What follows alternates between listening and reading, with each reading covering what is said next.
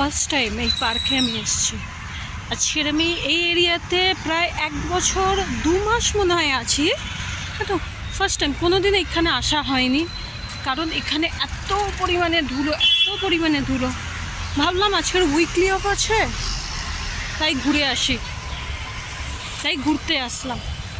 কারণ দুপুরে ঘুমালে আর তো রাত্রে ঘুমের কোনো নামগন্ধ থাকে না, তাই কি করবো বলে একটু টাইম পাস এইভাবে।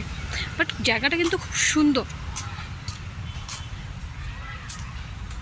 এখন চারিদিকে যে পরিমাণে গাছ কাটা হচ্ছে, সেই অনুযায়ী এখানে গাছগুলো রেখেছে, আর জায়গাটা কিন্তু অনেকটা ঠান্ডা আছে।